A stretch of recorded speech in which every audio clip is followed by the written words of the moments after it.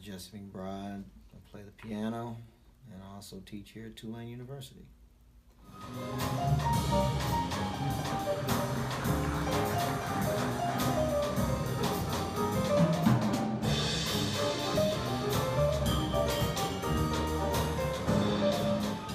John Doheny and it was the Johns, John Doheny and John Dobry. They allowed me to essentially look at everything that was happening and shape it in my vision. Wow. And the first thing was to let me have steward over the budget. So I was able to bring in local, regional, national, international artists, award-winning artists that I just knew and came up with or I played with, and that really helped inspire the students and raise the level of understanding what the standard of this music was. Because subsequent, some time passed by, and over a few years they allowed me to really develop this, and we can all see, how one person will get out there, and then two other people, they graduate, and two or three people, and three or four people. It's like, man, we got a few professionals out here after That's awesome. A couple of years. And that was my goal. I was like, wow. Why would we have people come here, spend all this money, and leave here without the potential to be a professional? I was like, I ain't setting people up for failure. I'm setting them up for success. And I went to it, and then I met Trina Beck. And Trina and John Joyce were having a conversation, and JJ says, well, Jesse just got here. It'd be a good opportunity for him. You should see if he'll be willing to put this together over at the Rathskeller. And Trina started giving me the details, and I said, oh man, this is a great opportunity. It reminds me of the artist series in which I met my first band leader, Jason Marcellus, at UNO. And they call that Jazz at the Sandbar. So I basically modeled that after Jazz at the Sandbar. Wow.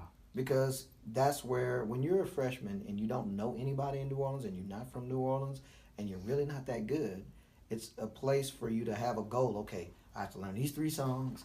I got to play these 3 songs on this day to the best of my ability in front of these people with the combo that I'm in. So that was the, and that's the first one is that first semester right there. Our first artist is Clyde Kerr. Wow. Then Adonis Rose, who's like a big brother, musical big brother to me. Professors of Pleasure, that was the faculty band name at the time. Harold Baptiste is that guy right there, my biggest mentor, the man that made me a man. Yeah. And the standard, the cats that were here before Katrina know what the standard is. But a lot, I don't have an exact figure, but a lot of the musicians that have come here post Katrina do not understand what the standard is here.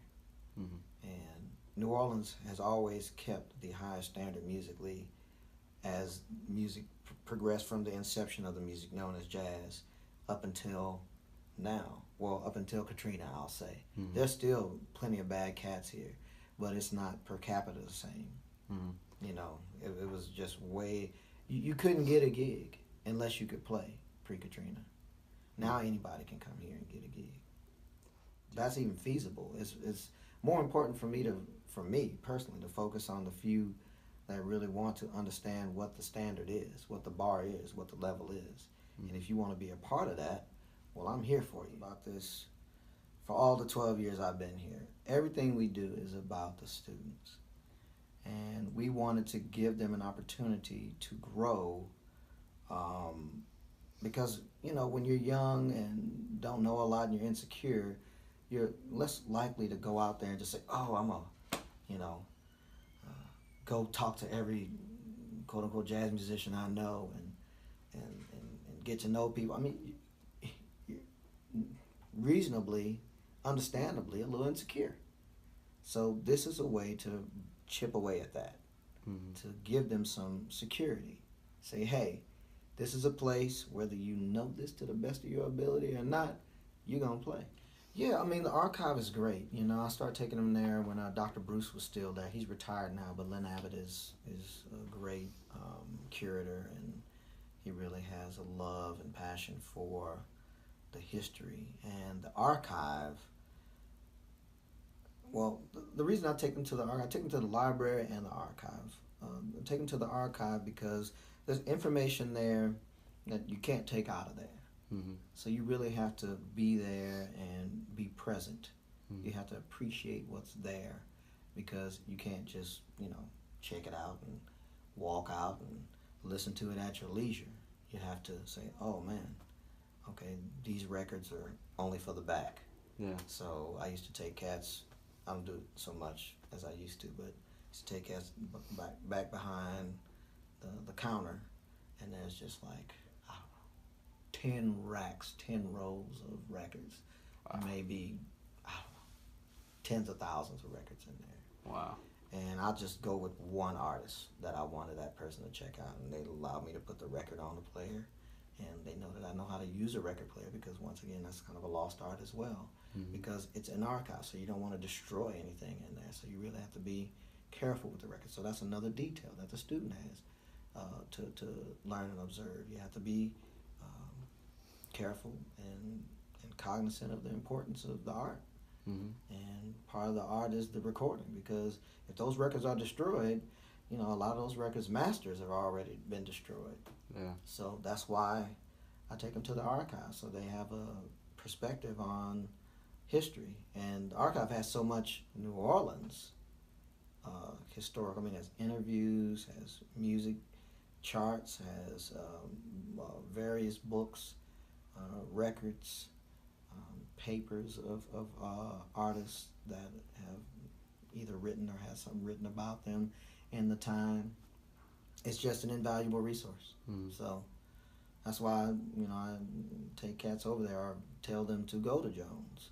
So I would like, however, everything moves forward to be better than I've done it. If things go in a different direction, I always just, like I said, I set my students up for success, not failure. So anything I've done here, I've tried to set it up for success. Mm-hmm. So hopefully someone can see the things that I've tried to do in the future and move it forward and make it better and make it more communicative, or maybe they can infuse more money into it, or